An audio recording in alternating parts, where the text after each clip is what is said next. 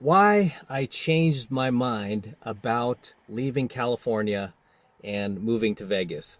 So, in case you guys didn't know this, I was actually on the cusp of moving to Las Vegas permanently. So much so that I was actually shopping for a home out there in Las Vegas, and I did find one. It was in Summerlin, actually, probably not too far away from Graham Stephan. And it was in a nice area. You could see the strip in the distance. It was a brand new home built by the Toll brothers. It had cathedral high ceilings, had a pool in the backyard, a jacuzzi, had a wine cellar. It was in a gated community. I mean, this place was beautiful. And best of all, it cost a fraction of what the homes in California cost for a shack in California. So the home I was looking at in Las Vegas, I believe it was going for anywhere between 1.3 to 1.5 million, right? And I was ready to pull the trigger on that home. I'm glad I didn't now. I'm glad I took a step back. But I was ready to pull the trigger on that home, 1.3, 1.5. That was just basically what I was looking at as far as price goes. Whereas in California, I mean, good luck, buying something for $1.5 million that isn't, 100 years old, falling apart, rickety, haunted. I mean, it's just ridiculous, the real estate in California. However, I chose not to move to Vegas. And there are a few reasons for this. And like I said, I'm glad I took my time with this, because I'm usually very, very patient with these major financial decisions and major, that will cause major life transitions. I like to take my time with it. I like to, sleep on it. I like to think about it.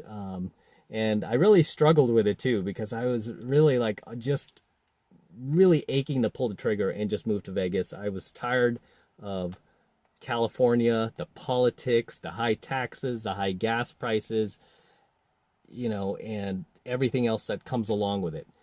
Just tired of it.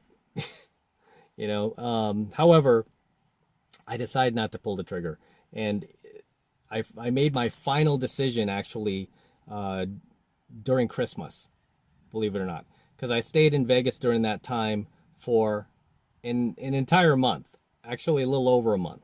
I stayed in the hotel at the casino for a whole month, and I do things like that from time to time. I just like to stay there, right? And it doesn't mean, by the way, that I'm never going back to Vegas again, because I continue to go to Vegas because I like it, right? I like visiting Vegas.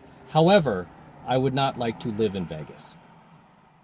I mean, there are other places that I'd rather live, but my ultimate choice would be to stay in California.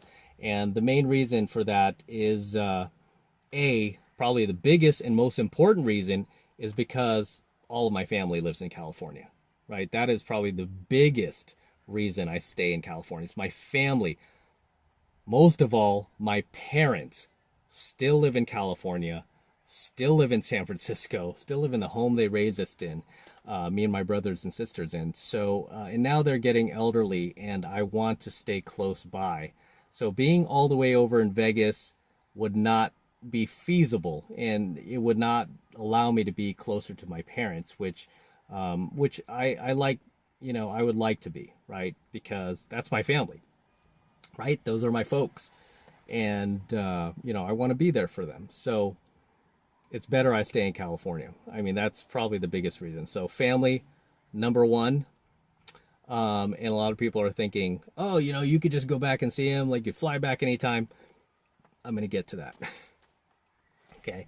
The next thing I wanted to cover before I get to that point is the taxes. A lot of people are like, oh, no state income tax in Nevada. You could save that 13.3% state income tax. And the way I look at it is a lot of that 13.3% savings will be eaten up by me traveling back and forth. Me going from California back to Nevada, California back to Nevada. that constant traveling back and forth multiple times throughout the year will eat into a lot of that 13.3% savings. And not just in monetary value, not just in money, but also time, which is more valuable to me at this point, right? It takes time to go from Vegas to California, California to Vegas, to take those trips back and forth. So beyond the money, it's the time to travel back and forth. Okay, that for me would eat up a lot of that 13.3%, where I could just work 13.3% harder, right, and make up the difference for that easily. So beyond the traveling, beyond the time, I can make that up by just working a little bit harder. That's not a problem. So the next thing is the weather.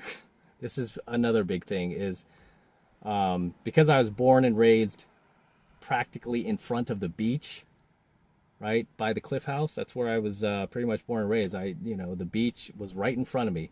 I need to have the beach nearby. I realized how important that is for my quality of life. That is something that I don't want to really compromise on. I like having the beach near me. I miss it when I'm not near the beach. I love taking my dogs to the beach, and it just gives me joy, right? So that is another reason why I choose to stay in California. So beyond my family, beyond the taxes, it's the beach, right? I grew up in front of the beach. I got to be by the beach.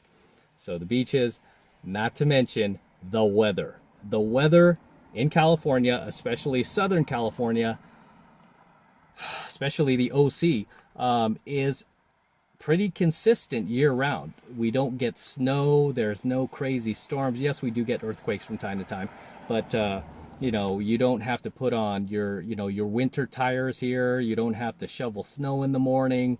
It never gets that cold to where it's like freezing temperatures or anything. I mean, the weather stays pretty consistent year round. I mean, we have beautiful weather, for all four seasons, essentially. So that is another thing that is hard to beat, is the climate in California. You just can't beat it, man. And probably the fourth reason I would say would be the culture. The culture in Las Vegas is very different than it is in California. Okay, so in Vegas, well, in California, let me say, especially Southern California, most people are pretty friendly. They're pretty, I don't even know how to explain it. I mean, it's just a different culture. And because I grew up in California, I'm, a California boy, a West Coast boy. Yeah, I just,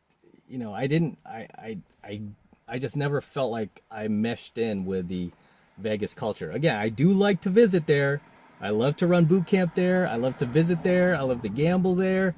I love to spend time there. I don't mind spending another month in the casino hotel. That was fun. I'll do it again, right?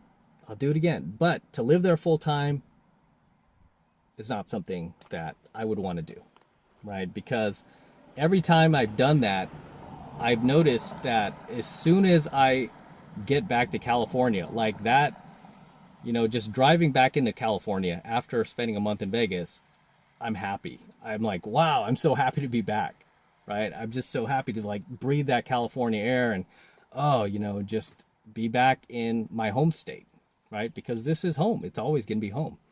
And with that said, right, the thing I like least about California is obviously its politics, right? The politicians who run the state have ruined it. It wasn't like this when I grew up. Definitely wasn't nearly this bad. There was some homelessness, I remember growing up, but it wasn't as rampant as it is today. But even then, some of these news stations tend to over exaggerate the homeless problem. I mean, it is out of hand, don't get me wrong, but it is usually segregated to certain parts of the city, right? And it's mostly in San Francisco and Los Angeles, and it's segregated to, certain parts, right? Obviously it's spreading. There's lots of homelessness in Venice Beach, downtown LA, and Santa Monica, and of course San Francisco, but it's relegated to certain areas. Like in my parents' neighborhood in San Francisco, there you don't see homeless people around there, right? Nobody's like camping out and pitching a tent or anything like that. It's more towards downtown, or you'll see a bunch of campers by SF State. So it's usually relegated to certain areas. But yeah, like whenever I visit my parents, I don't see it, right? There's not, when I go to see my parents, I don't see trash in the streets. I don't see poop everywhere or needles or anything. That's usually something you see in downtown San Francisco. You don't really see that in, in all parts of San Francisco. I mean, you don't see that in the Embarcadero, which is one of the nicer areas of San Francisco. You don't see that in Pacific Heights. You don't see that in St. Francis Woods. You generally see that in, like around Union Square and just the Tenderloin and places like that. So that's sometimes a misconception. People think, oh my gosh, how do you live there with all the homelessness and the poop and, all this feces everywhere? And it's like, okay, well, yeah, I don't really go downtown. I don't hang out in downtown LA or downtown San Francisco. So yeah, they're relegated to certain areas, but I mean, there's homeless everywhere now, but, and even though it's bad, like I said, I don't really experience it, at least where I live. In Los Angeles, or even when I come back to see my parents, and especially where my girl lives in Orange County by Newport Beach. I mean, I just don't see homeless people out there, right? But when we get towards like Anaheim and stuff like that, yeah, we start to see them, in certain areas. But in most places, we don't, right? We just don't. So ultimately, as much as I like certain aspects of Vegas, I did not like it enough to actually leave California and move there, even for the tax savings, the lower gas prices. The juice wasn't worth the squeeze ultimately, which is why I did not end up pulling the trigger. I mean, I even had a realtor. I had a real estate agent that I hired in Las Vegas to find me a home, and good guy, sent me several options, and found a lot of beautiful homes there. I mean, I will give them that. The homes in Vegas, for what you get for your money, I mean, you get so much more value than California. Like I said, the home I was looking at was brand new construction. It was built in 2021, and it was everything I could ask for. It was a 5-bedroom home with a 3-car garage and a gated community in Summerlin. And the most I would have paid for that is 1.5. Whereas in California, good luck finding that type of home in California. No way, right? Like I said, for that amount of money, you'll be lucky to get a 100-year-old shack that is falling apart, that probably has ghosts in it, and, that's going to need a lot of work, so yeah, you definitely get a lot more for your money in Vegas, but there's a lot of trade-off with that too. Right, besides the tax savings, where they have no state income tax, and also another thing I like about Vegas is red light cameras are illegal. Apparently, I didn't know that, because in California, you could still get these red light camera tickets, which are up to $500, right? And I've gotten 1 or 2 of those, 3 of those in the past. I've fought in all of them, and I lost 1 and I won 2. Right, and I blatantly crossed the red on each time, but I won 2 of them. And but anyway, in Vegas they don't have that, which I definitely appreciate, right? I definitely like that.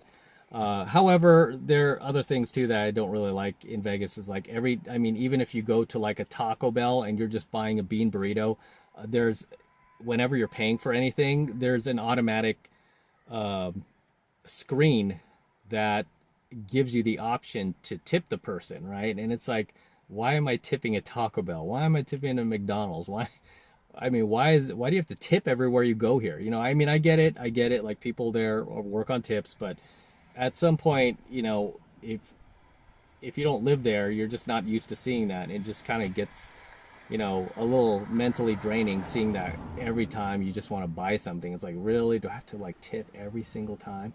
Or just it gets a little tedious. But in any case, for me, it just wasn't worth leaving California. this is home for me, and I don't plan on leaving. And you know what? A lot of people are saying, oh, you know, you should move to Texas or you should move to Florida. And from what from what the data says, not even what I say, but what the data says is a lot of people from California are moving to those states as we speak. And especially now that since the pandemic, more and more people are working remote. So more and more people are just leaving California. I mean, the data will back me up on that.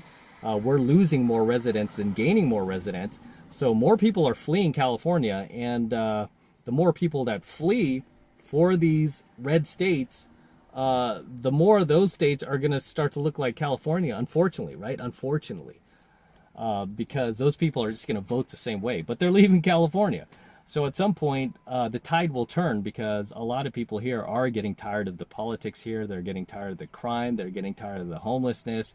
And at some point, the tide is going to turn, just because that's, you know, Murphy's Law, right? Is it Murphy's Law? What goes up must come down.